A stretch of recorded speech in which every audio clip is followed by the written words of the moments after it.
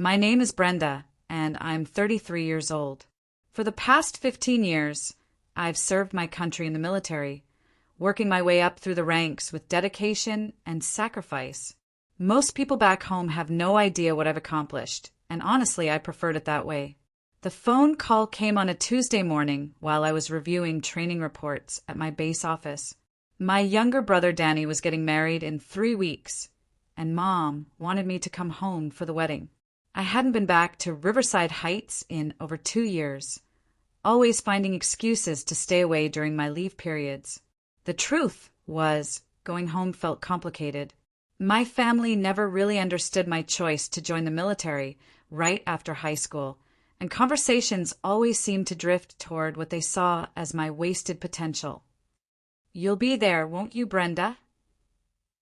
Mom's voice carried that familiar mix of hope and disappointment. "Danny really wants you there. It's going to be such a beautiful ceremony at the country club." I agreed, of course.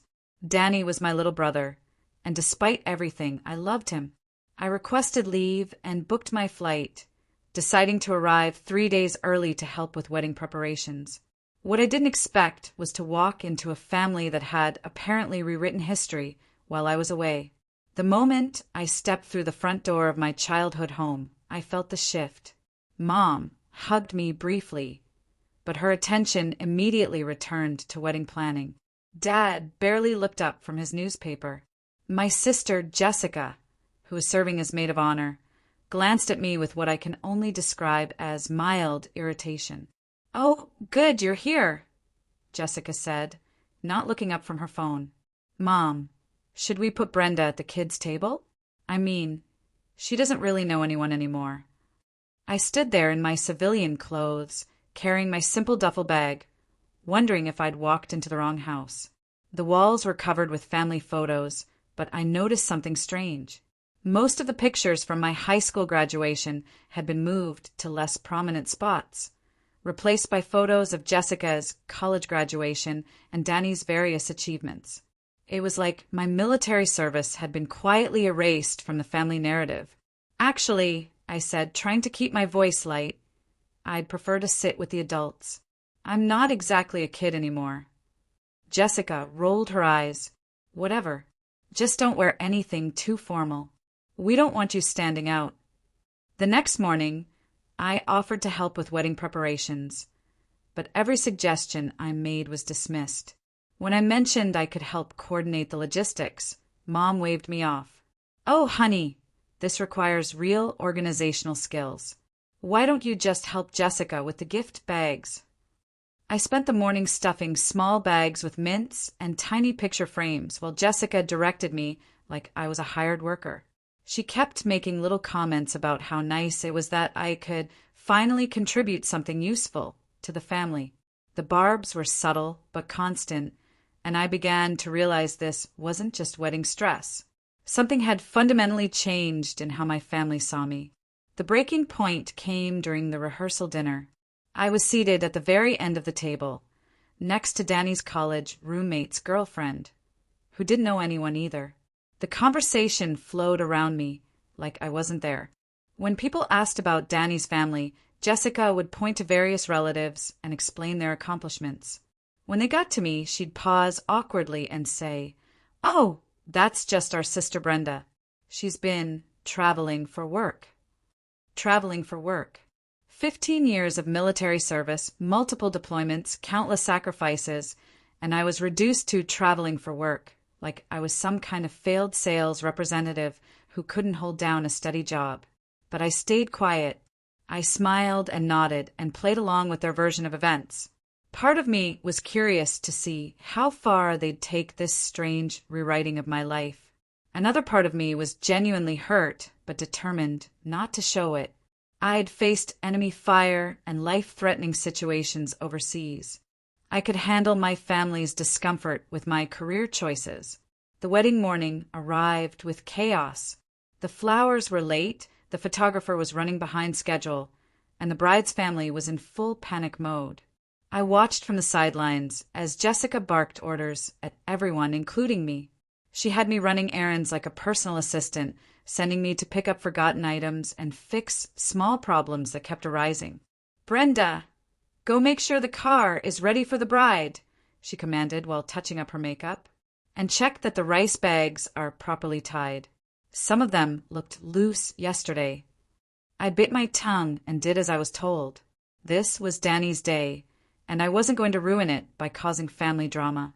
But as I walked to the parking lot, I couldn't help but think about all the real responsibilities I'd handled in my career, all the life and death decisions I'd made, all the people who looked up to me for leadership. Yet here I was, being treated like the family screw-up who was only good for menial tasks. The ceremony itself was beautiful. Danny looked handsome in his tuxedo, and his bride Amanda was radiant in her white dress. I sat in the back row, behind great-aunts and distant cousins, watching my little brother promise to love and cherish his new wife. For a moment, I forgot all about the family drama and just felt happy for him. But as the reception began, the real humiliation started. During the cocktail hour, I overheard Jessica talking to a group of Amanda's relatives. She was explaining our family dynamics, and when someone asked about me, she sighed dramatically. "Oh, Brenda never really found her direction after high school. She's been bouncing around different jobs, mostly government stuff. Nothing really significant. We keep hoping she'll settle down and figure out what she wants to do with her life." I felt my face burn with embarrassment and anger. Government stuff. Nothing significant. I had led troops in combat zones, received commendations for bravery, and earned the respect of my peers through years of dedicated service. But to my family, I was just the disappointing sister who couldn't get her act together. The worst part was watching how people responded to Jessica's description. They looked at me with pity, like I was some kind of charity case who had failed to launch. A few well-meaning relatives even came over to offer me career advice, suggesting I look into more stable options like teaching or nursing. I smiled and nodded through it all, but inside I was seething. My family had completely rewritten my story, turning my military service into a series of random government jobs that weren't worth mentioning. They'd taken my proudest achievements and transformed them into evidence of my inability to succeed in the real world. As the reception continued, I found myself being used as free labor.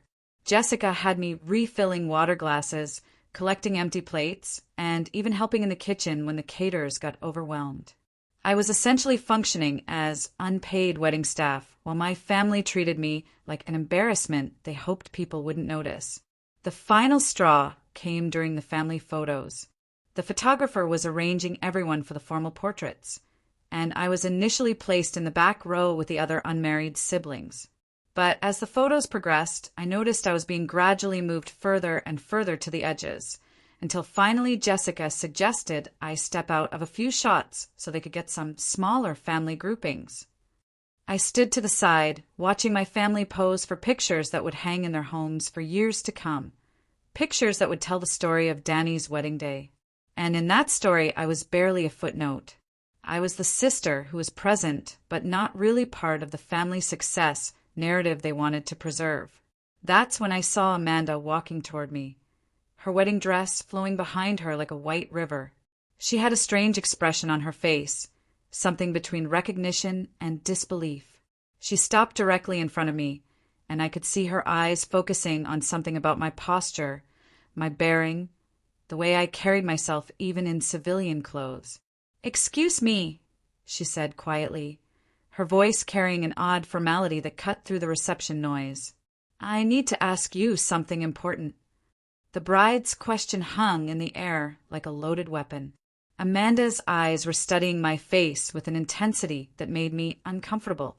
Around us, the wedding reception continued in full swing, but I felt like we were suddenly in our own private bubble. "Ma'am, I need to know," Amanda said, her voice dropping to almost a whisper. "Are you military?" My heart skipped a beat. After 2 days of being treated like a family failure, someone had finally seen through my civilian disguise. I looked around nervously, making sure no one from my family was close enough to hear us. What makes you ask that? I replied carefully. Amanda smiled, and for the first time since I'd arrived home, someone looked at me with genuine respect. The way you stand, the way you move, how you've been helping everyone today without complaining. My dad was Army for 20 years. I grew up around military families. I know the bearing when I see it. I felt a warmth spreading through my chest that I hadn't experienced in days. Someone finally saw me for who I really was, not the disappointment my family had painted me to be. Yes, I said quietly. I've been serving for 15 years. Amanda's eyes widened with amazement. 15 years? What rank? I hesitated for a moment, then decided to trust her. Major General. The look of shock on Amanda's face was almost comical. Her mouth fell open, and she actually took a step back. Major General? You're a 2-star general. I nodded, feeling a mixture of pride and nervousness. Please don't say anything. My family, they don't really understand the military life. They prefer to keep it quiet. Amanda stared at me for a long moment, processing this information. Keep it quiet? You're one of the highest-ranking women in the military, and they want to keep it quiet? Ma'am, with all due respect, that's insane. She was getting agitated now, her voice rising slightly. I could see the wheels turning in her head as she began to understand the full scope of what had been happening all weekend. So when your sister said you were doing government work and traveling for work, she was talking about commanding thousands of soldiers and serving our country at the highest levels. Amanda, please, I said, reaching out to touch her arm. I don't want to cause any problems at your wedding. Danny's happiness is what matters today. But Amanda was already shaking her head. No, ma'am. This is wrong. This is so wrong, I can't even believe it. You've been treated like hired help all weekend, and you're a major general? Do you know how many people would kill for 5 minutes of your time? How many young women look up to officers like you? Her voice was getting louder, and I could see a few nearby guests starting to notice our conversation. This was exactly what I'd been trying to avoid. Amanda, really, it's okay, I said, trying to calm her down. I'm used to it. They mean well. They just don't understand military life. Used to it. Amanda's eyes flashed with anger. Ma'am, you shouldn't have to be used to being disrespected by your own family. This is not okay. She was right, of course. Deep down, I knew she was right. But I'd been swallowing my pride for so long that it had become second nature. I'd convinced myself that keeping the peace was more important than standing up for myself. Look, I said, trying to redirect the conversation. Today is about you and Danny. Let's not let this spoil your special day. I can handle my family. Amanda studied my face for a moment, then nodded slowly. If that's what you want, ma'am. But just know that I see you. I see who you really are, and I'm honored to have you at my wedding. She squeezed my hand gently and walked away, leaving me standing alone with my thoughts. For the first time in days, I felt like someone had really seen me. Not the failure my family believed me to be, but the woman I'd actually become through years of service and sacrifice. The rest of the evening passed in a blur of continued humiliation.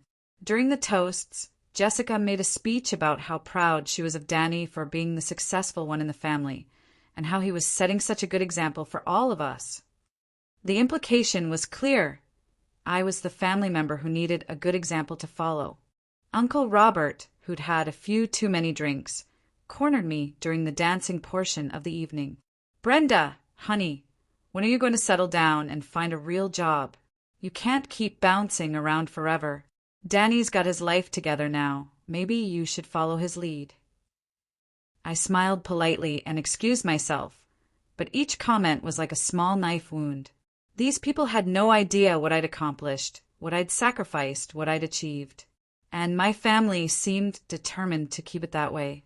As the evening wore on, I found myself being assigned more and more tasks.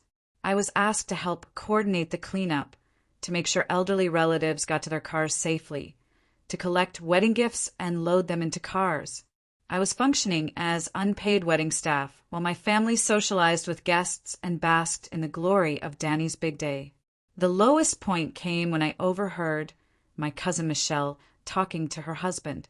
"Poor Brenda," she said, not realizing I was within earshot. "She's such a sweet girl, but she just never could figure out what to do with her life.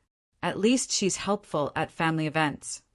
Helpful at family events. That's what my 15 years of military service had been reduced to in their minds. I was the family member who was good for manual labor, but not much else. I excused myself and went to the bathroom, where I stared at myself in the mirror. The woman looking back at me had commanded respect from subordinates and superiors alike. She'd made split-second decisions that affected hundreds of lives. She'd earned her rank through competence, dedication, and leadership. But here, in this fancy country club bathroom, she was just the family disappointment who couldn't get her act together. I splashed cold water on my face and made a decision. I would get through the rest of the evening with grace and dignity.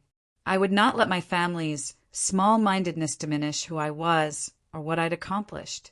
And maybe, just maybe, I would find a way to show them exactly who they'd been underestimating all these years. When I returned to the reception, the party was winding down. Guests were starting to leave, and the cleanup was beginning in earnest. Jessica immediately spotted me and waved me over. "Brenda, perfect timing. We need you to help pack up the centerpieces and take them to Mom's car. And can you make sure all the leftover food gets distributed to the right people? You're so good at organizing these kinds of things." I nodded and began collecting the centerpieces, my mind racing.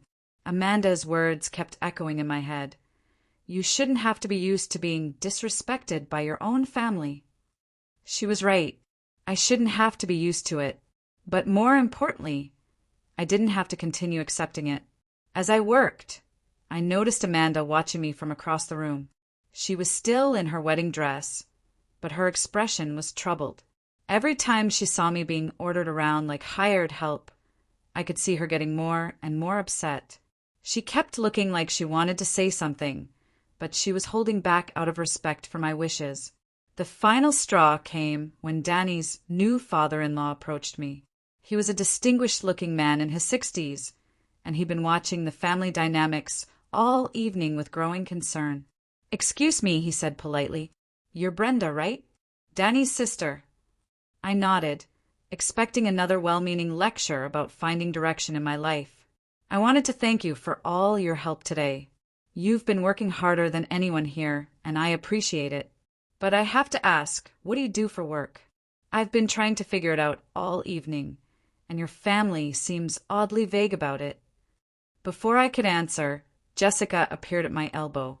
"Oh, Dad Thompson, don't worry about Brenda's work situation. She's been trying to find her way for years. Government jobs, you know how those are, nothing too exciting or important." Mr. Thompson's expression shifted slightly, and I saw something flicker in his eyes. "Government jobs? What kind of government work?" "Nothing major," Jessica said quickly. "Just, bureaucratic stuff. Filing papers, that sort of thing." I felt my face burning with humiliation. In that moment, Jessica had just reduced my entire military career to filing papers. 15 years of service, countless deployments, life and death decisions, and the responsibility of commanding thousands of soldiers, all dismissed as bureaucratic paperwork. Mr. Thompson looked at me with a strange expression, like he was trying to solve a puzzle. "Bureaucratic stuff," he repeated slowly. "Dad, leave it alone." Amanda's voice cut through the conversation like a blade. She appeared beside her father, still in her wedding dress, her face flushed with anger. "This is ridiculous. This whole thing is absolutely ridiculous. Amanda, sweetie, what's wrong?" Mr. Thompson asked, concerned by his daughter's sudden intensity. Amanda looked at me, then at Jessica, then back at her father. I could see she was struggling with whether to respect my wishes or speak up for what was right. The tension in the air was thick enough to cut with a knife. "Dad," Amanda said slowly, her voice shaking with barely controlled emotion, I need to tell you something about who you've been watching work like a servant all evening. My heart stopped. This was it. The moment I'd been dreading and secretly hoping for all weekend. Amanda was about to blow up my family's carefully constructed narrative, and there was nothing I could do to stop it. What Amanda means, I said quickly, stepping forward to try to stop what was about to happen, is that she's just tired from the long day. Wedding emotions, you know. But Amanda wasn't backing down. Her eyes were blazing with righteous anger, and she looked at me with a mixture of respect and frustration. No, ma'am, I'm not tired. I'm furious. Mr. Thompson looked confused, glancing between his daughter and me. Jessica was starting to look uncomfortable, sensing that something was shifting in the conversation, but not understanding what. Amanda, honey, what's going on? Mr. Thompson asked gently. Amanda took a deep breath, and I could see her making a decision that would change everything.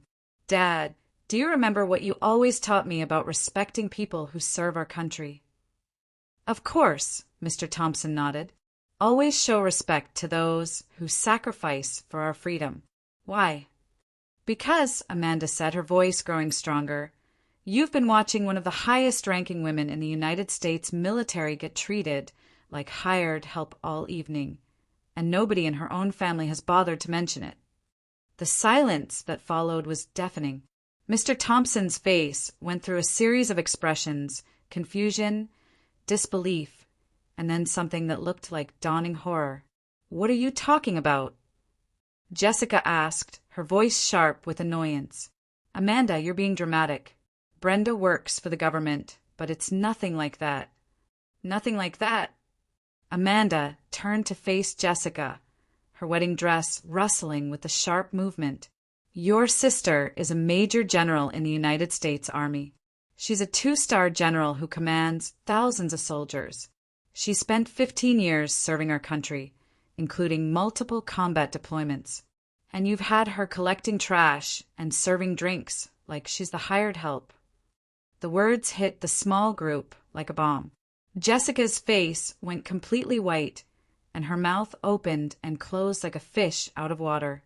Mr. Thompson's expression shifted from confusion to something that looked like awe mixed with embarrassment. A major general? Mr. Thompson whispered, looking at me with completely new eyes. You're a 2-star general. I felt my cheeks burning with a mixture of pride and discomfort. Sir, I didn't want to make a big deal about it. This is Danny and Amanda's day. Make a big deal about it? Mr. Thompson's voice was getting louder, drawing attention from other nearby guests. Ma'am, you're one of the most senior officers in the military. There are only a handful of women who have achieved your rank in the entire history of the armed forces. Jessica was staring at me like she was seeing a ghost. Brenda, that's not. I mean, you never said. We thought you were just doing paperwork and... Paperwork. Amanda's voice was rising now, and more people were starting to notice the commotion. She's been commanding brigades while you've been treating her like she's the family failure. Do you have any idea what someone has to accomplish to reach the rank of Major General?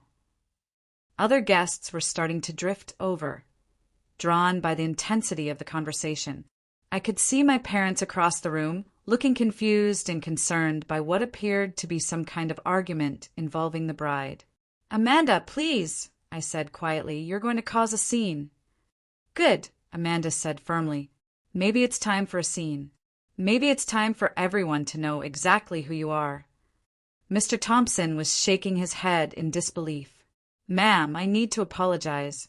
If I had known, I mean the way you've been treated tonight, this is completely unacceptable. Dad, what's going on? Danny appeared beside us, looking concerned. People are starting to stare. Amanda turned to her new husband with fire in her eyes. Danny, did you know your sister is a major general in the Army? Danny blinked in confusion. What? No, Brenda works for the government doing, I don't know, administrative stuff. Right, Brenda? The hurt in his voice was unmistakable. My little brother, the one I'd always protected and supported, didn't even know what I'd accomplished with my life. He'd been told the same watered-down version of my career that everyone else had been fed. "Danny," I said softly, "I've been serving in the military for 15 years. I'm currently stationed at Fort Braxton as a major general." The color drained from Danny's face. "You're a general? Like a real general? With stars and everything?" "2 stars," Amanda said firmly. "Your sister is one of the highest-ranking women in the entire military, and your family has been treating her like she's a failure who can't get her life together." More family members were starting to gather around us now, drawn by the commotion. I could see my parents pushing through the crowd, looking alarmed by what appeared to be a major disruption at their son's wedding reception. "What's going on here?" Mom demanded as she reached our group. "Amanda, dear, is everything all right?" "No, Mrs. Patterson, everything is not all right," Amanda said, her voice carrying across the room now. "I just discovered that you've been hiding the fact that your daughter is a major general in the United States Army." The gasp that went up from the gathered crowd was audible. Conversation stopped mid-sentence as people turned to stare at me with completely new expressions. "A major general?" Uncle Robert stepped forward, his face pale. "Brenda, is this true?" I looked around at the circle of faces staring at me. Family members who had spent the entire weekend treating me like a disappointment. Guests who had pitted me as the sister who couldn't get her life together. Relatives who had offered me career advice like I was a recent college graduate with no direction. "Yes," I said quietly. "It's true." The silence that followed was so complete, I could hear the air conditioning humming in the background. Then, slowly, people began to react. Some looked embarrassed, others looked amazed, and a few looked angry, whether at me for not telling them or at my family for not sharing this information. I couldn't tell. 15 years, Amanda continued, her voice strong and clear. She's been serving our country for 15 years, and instead of being proud of her accomplishments, your family has been treating her like she's a failure. She's been doing manual labor all weekend while you've been telling people she can't figure out what to do with her life. Dad stepped forward, his face a mixture of confusion and something that might have been shame. "Brenda, honey, why didn't you tell us? I mean, we knew you were in the military, but we thought—" "You thought what, Dad?" I asked, finding my voice for the first time all weekend. "You thought I was just playing soldier? You thought 15 years of service didn't amount to anything worth mentioning?" "We didn't know," Mom said weakly. "You never told us about the promotions, the rank. We just thought you were, doing regular military work." "Regular military work?" Amanda's voice was incredulous. "She's a major general. She's responsible for thousands of soldiers. She's one of the most senior officers in the entire military. And you've had her collecting wedding favors and washing dishes." The crowd was growing larger now, and I could see people whispering among themselves, trying to process this information. The woman they'd been pitying all weekend was actually one of the most successful people in the room. Jessica finally found her voice. "Brenda, you should have told us. How were we supposed to know? How were you supposed to know?" I felt 15 years of suppressed frustration finally bubbling to the surface. Maybe by asking, maybe by showing some interest in what I actually do instead of assuming I'm a failure because I chose a different path than you did. The confrontation was building to a crescendo, and I could see that we were about to have a full family explosion right there in the middle of the wedding reception. But before anyone could say another word, something happened that changed everything. A young man in military dress uniform appeared at the edge of the crowd. He was tall, clean-cut, and had the bearing of someone accustomed to military protocol. He'd been standing quietly, listening to the entire exchange, but now he stepped forward with purpose. "Excuse me," he said in a clear, authoritative voice that cut through the tension. "I'm sorry to interrupt," but I couldn't help overhearing. He looked directly at me, and I saw recognition in his eyes. "Ma'am, aren't you Major General Brenda Patterson from Fort Braxton?" My heart nearly stopped. Standing before me was Lieutenant Colonel Marcus Webb, one of my former subordinates from my previous posting. He was in his dress blue uniform, which meant he was probably attending as someone's guest.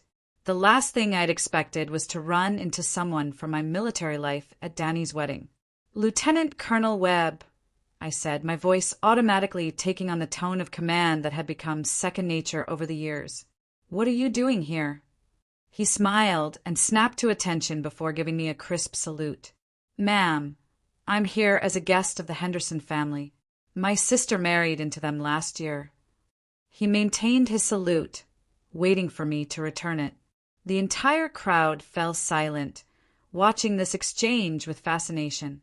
Here was a decorated officer in full military dress uniform, saluting me with the kind of respect that left no doubt about my actual rank and position. I returned his salute, feeling the familiar pride that came with the gesture. "At ease, Lieutenant Colonel." "Thank you, ma'am." He relaxed slightly but maintained his military bearing. "I have to say it's an honor to see you here. I heard about your commendation for the operation in Afghanistan last year. Truly exceptional leadership, ma'am." The crowd was hanging on every word. Afghanistan, commendation, exceptional leadership. These weren't the accomplishments of someone who did filing papers or bureaucratic stuff. "You're too kind, Lieutenant Colonel," I replied, but I could see the impact his words were having on my family. They were starting to understand that they'd been living in a completely false version of reality. "Ma'am, if I may," Lieutenant Colonel Webb continued, "I wanted to thank you personally for the recommendation letter you wrote for my promotion. It made all the difference, and I wouldn't be wearing these silver oak leaves without your support." He was referring to the lieutenant colonel insignia on his uniform, and his gratitude was genuine. I remembered writing that recommendation letter, along with dozens of others over the years. It was part of my responsibility as a senior officer to help develop the careers of promising subordinates. "You earned that promotion through your own merit, Lieutenant Colonel," I said. "I just made sure the promotion board knew about your exceptional performance." Jessica was staring at this exchange with her mouth hanging open. The sister she'd been treating like hired help was casually discussing military promotions and commendations with a decorated officer who was clearly treating her with the highest level of respect. "Ma'am," Lieutenant Colonel Webb said, "I don't want to interrupt your family gathering, but I did want to mention that Colonel Rodriguez asked me to pass along his regards if I saw you. He's still talking about the logistics operation you coordinated last spring. Said it was the most efficient troop movement he'd seen in 20 years of service. More evidence of my actual responsibilities and achievements." The crowd was beginning to murmur among themselves, and I could see people pulling out their phones, probably looking up what it actually meant to be a major general. "Please give Colonel Rodriguez my regards as well," I said. "How is he enjoying his new posting?" "Very much, ma'am. He says the base runs much more smoothly since implementing the efficiency protocols you developed. They're actually being adopted Army-wide now." Army-wide protocols. The woman my family had been treating like a failure had developed systems that were being used throughout the entire military. The impact of this revelation was written all over their faces. Mr. Thompson stepped forward, his expression one of deep respect mixed with embarrassment. "Lieutenant Colonel, I'm Richard Thompson. This is my daughter's wedding, and I have to say we had no idea we were in the presence of such a distinguished officer." Lieutenant Colonel Webb smiled politely. "Sir, Major General Patterson is one of the most respected officers in the military. She's known throughout the service for her leadership, her strategic thinking, and her dedication to her soldiers. It's an honor to serve under officers like her." "Under her?"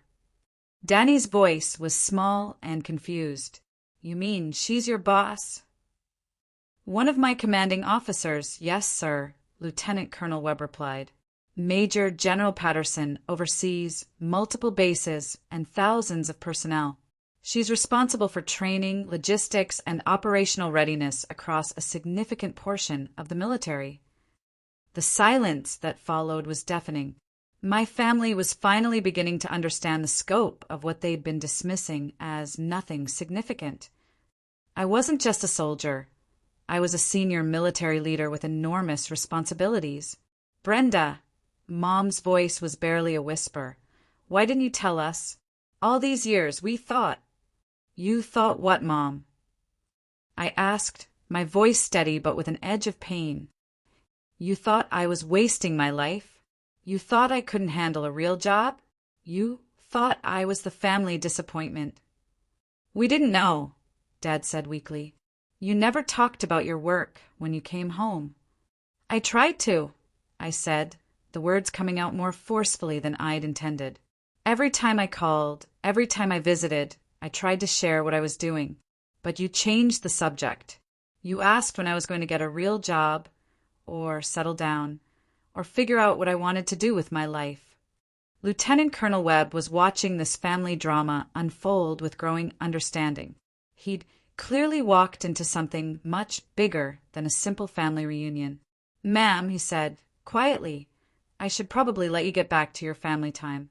But before I go, I wanted to mention that General Morrison is hoping to speak with you about the new training initiative when you return to base. He's very excited about your proposals. General Morrison, a 3-star general wanting to discuss my proposals. The crowd was getting a real-time education in just how high-ranking and influential I actually was in the military hierarchy. Thank you, Lieutenant Colonel, I said. Please tell General Morrison I'll be in touch as soon as I return from leave. Will do, ma'am. He snapped to attention again and saluted. Enjoy the rest of your time with your family, and congratulations on your brother's wedding. I returned his salute, and he turned and walked away, leaving behind a crowd of people who were still processing what they'd just witnessed. The respect he'd shown me, the casual mention of high-ranking generals, the discussion of army-wide protocols. It painted a picture of someone operating at the highest levels of military leadership. Brenda! Jessica's voice was shaky now. I had no idea. I mean, we really didn't know. You didn't know because you didn't want to know, I said, the frustration of 15 years finally spilling over. You were more comfortable with the story you created, that I was the sister who couldn't get her life together. It was easier than admitting that maybe, just maybe, I'd chosen a different path and succeeded at it. The crowd was dispersing slightly, but many people were still watching and listening. My family's dirty laundry was being aired in front of everyone, but at this point I didn't care. I was tired of being ashamed of who I was and what I'd accomplished. But you have to understand, Mom said, tears starting to form in her eyes. We were worried about you. All those deployments, all that time away. We just wanted you to have a normal life. A normal life? I laughed, but there was no humor in it. Mom, I've dedicated my life to serving my country. I've led soldiers in combat. I've made decisions that saved lives. I've helped train the next generation of military leaders. That's not a normal life, but it's a meaningful one. And instead of being proud of me, you've spent years being embarrassed by my choices. Uncle Robert stepped forward, his face red with what looked like shame. Brenda! Honey, we owe you an apology. A big one. We had no idea what you'd accomplished. The information was there if you'd bothered to look, I said. If you'd asked questions instead of making assumptions. If you'd shown even a little interest in what I actually do instead of treating me like I was lost and confused. Amanda, who had been quiet during the exchange with Lieutenant Colonel Webb, stepped forward again. This is exactly what I was talking about. You've all been treating a major general like she's the family failure. Do you have any idea how backwards that is? Danny looked like he was going to cry. Brenda, I'm so sorry. I really didn't know. I mean, I knew you were in the military, but I thought it was just, I don't know, a job. Just a job. I shook my head. Danny, I've spent 15 years working my way up through the ranks. I've been deployed to combat zones. I've commanded thousands of soldiers. I've been responsible for budgets worth millions of dollars. I've been decorated for bravery and leadership. And you thought it was just a job. The weight of their ignorance was finally hitting them. For years, they'd been dismissing accomplishments that most people could only dream of. They'd been treating someone who had reached the pinnacle of military success like she was a disappointment. "How do we fix this?" Jessica asked, her voice small and ashamed. "I don't know if you can," I said honestly. "You've spent years making me feel like I wasn't good enough, like I was the family member who couldn't get her act together. Do you know what it's like to come home from commanding a military base and have your family treat you like you're unemployed?" The silence stretched on, broken only by the sound of the reception continuing in the background. Other guests were giving us space, but I could see people watching from a distance, whispering among themselves about what they'd just witnessed. Then, something unexpected happened. Amanda stepped forward and did something that would be talked about for years to come. She straightened her posture, looked directly at me, and gave me a perfect military salute right there in her wedding dress. "Major General Patterson," she said in a clear, strong voice that carried across the room. "Thank you for your service to our country, ma'am." The moment Amanda's hand touched her forehead in that crisp salute, the entire reception fell silent. Every conversation stopped. Every guest turned to look at us. The bride, in her beautiful white wedding dress, was saluting me with the kind of respect and recognition I'd been craving for my own family for 15 years. I felt tears spring to my eyes as I returned her salute. "Thank you, Mrs. Patterson," I said, using her new married name. "And thank you for seeing me." The impact of that moment rippled through the crowd like a wave. Here was a bride on her wedding day, stopping everything to honor a military officer that her new family had been treating like hired help. The contrast was so stark, so powerful, that several people in the crowd began to applaud. The applause started slowly with just a few people, but it grew steadily until the entire reception was clapping. Not for the bride and groom, but for me. For my service, for my accomplishments, for the recognition that had been so long overdue. My family stood frozen in the middle of this ovation, finally understanding the magnitude of what they'd been dismissing. Their faces showed a mixture of shame, pride, and confusion as they watched their daughter and sister receive the recognition she deserved. "Speech," someone called out from the crowd. "Major General, we want to hear from you." Other voices joined in, and soon the entire reception was calling for me to speak.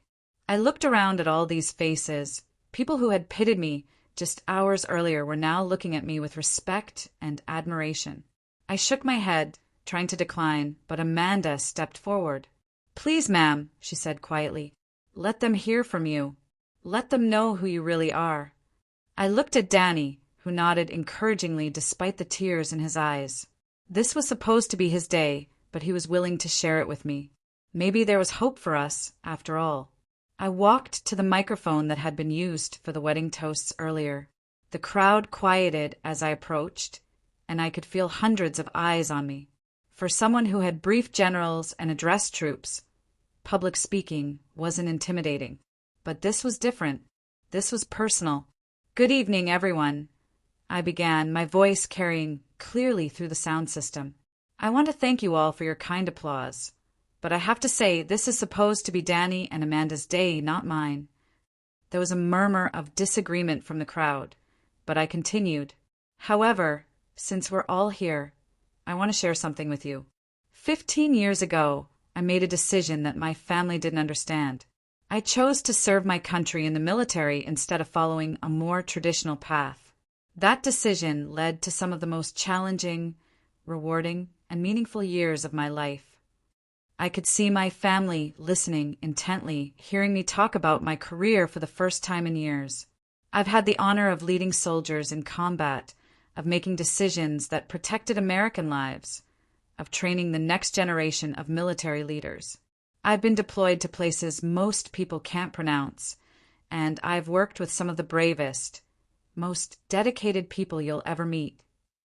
The crowd was completely silent now, hanging on every word. But through all of that, through all the promotions and commendations and responsibilities, there was one thing I wanted more than anything else. I wanted my family to be proud of me. I wanted them to understand that the path I chose, while different, was valuable and meaningful. I paused, looking directly at my parents, at Jessica, at Danny.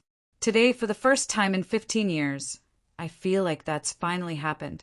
Not because I demanded it, but because someone else saw my worth and wasn't afraid to acknowledge it. I turned to Amanda, who was standing with tears streaming down her face. Amanda, you gave me something today that I've been searching for my whole military career. You saw me for who I really am, not who people assumed I was. You stood up for me when I couldn't stand up for myself. And you did it on your wedding day, which makes it even more special. The crowd erupted in applause again, and I could see that many people were crying now. The emotional weight of the moment was affecting everyone. So, to my family, I continued, I want you to know that I forgive you. I understand that you were worried about me, that you wanted what you thought was best for me. But I also want you to understand that the woman who has been folding your napkins and collecting your trash this weekend has also been commanding military bases, leading soldiers in combat, and serving her country at the highest levels. My voice grew stronger as I spoke. 15 years of suppressed pride finally finding its voice. I am Major General Brenda Patterson, United States Army. I have dedicated my life to protecting the freedoms that allow us to gather here tonight. I have earned my rank through blood, sweat, and sacrifice, and I am proud of who I am and what I've accomplished. The standing ovation that followed was thunderous. People were cheering, crying, and applauding with an intensity that filled the entire ballroom. I stood at that microphone, finally feeling like myself for the first time in years. As the applause died down, I saw my family approaching the microphone. Dad was the first to reach me, and when he did, he wrapped me in the biggest hug I'd received from him in years. I'm so proud of you, sweetheart, he whispered in my ear. I'm so sorry we didn't see it before. Mom was next, then Jessica, then Danny. Each of them apologized. Each of them told me how proud they were. Each of them promised to do better. The hurt of 15 years wouldn't disappear overnight, but it was a start. But the real surprise came from the crowd. As I was hugging my family, I noticed that several other people in military dress uniforms had appeared. Lieutenant Colonel Webb had apparently made some phone calls, and other military personnel who were attending the wedding as guests had come forward. One by one, they approached me and saluted. A Navy commander, an Air Force captain, a Marine lieutenant colonel, all of them showing the respect and recognition that had been missing from my family interactions for so long. Ma'am, the Marine lieutenant colonel said, I served under your command during the joint operation in Syria. Your leadership saved lives that day. It's an honor to see you again. More validation, more evidence of the real impact I'd had in my career. My family watched in amazement as these decorated officers lined up to pay their respects to their daughter and sister.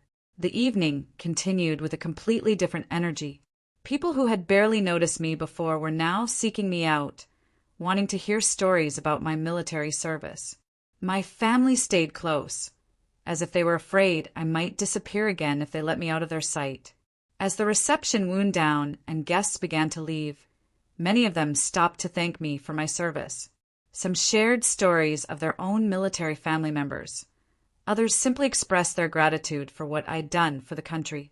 The last person to approach me was an elderly gentleman I didn't recognize. He walked slowly, with the careful gait of someone who had seen many years, but his posture was still straight and proud. Major, General, he said in a voice that carried the authority of someone accustomed to command. I'm retired General William Harrison. I've been watching the events of this evening with great interest. My eyes widened. General Harrison was a legend in military circles, a 4-star general who had commanded some of the most important operations in modern military history. Sir, I said, snapping to attention, it's an honor to meet you. The honor is mine, Major General, he replied. I've been following your career for some time. Your work in strategic logistics and your leadership in combat operations have been exemplary. He paused, studying my face with the intensity of someone who had spent a lifetime evaluating officers. I want you to know that what I witnessed here tonight, your grace under pressure, your dignity in the face of disrespect, your forgiveness of those who failed to recognize your worth, these are the qualities that make great leaders. You've represented the military with honor, even when no one knew you were doing it. His words hit me harder than any commendation or promotion ever had. This legendary general had seen something in me that went beyond rank or accomplishments. "Thank you, sir," I managed to say.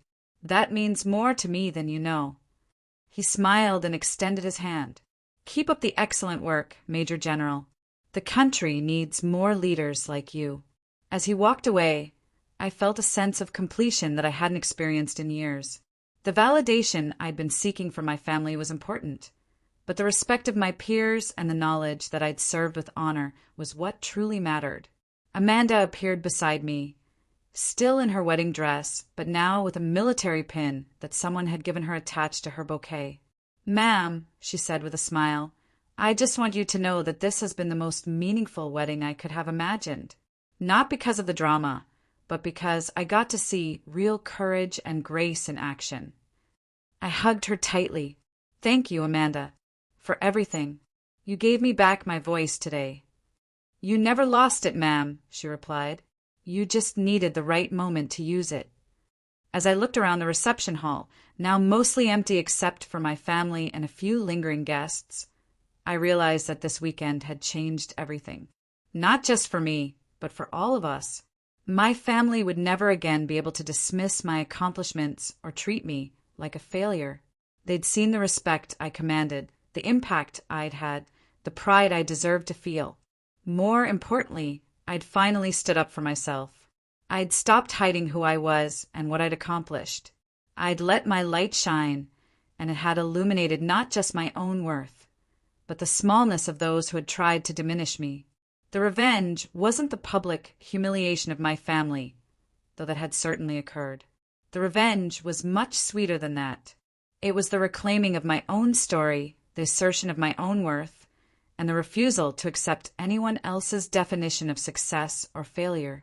As we prepared to leave the reception, Danny approached me one more time. "Brenda," he said, his voice thick with emotion, "I know I have a lot to make up for. But I want you to know that from now on, when people ask me about my family, the first thing I'm going to tell them is that my sister is a major general in the United States Army.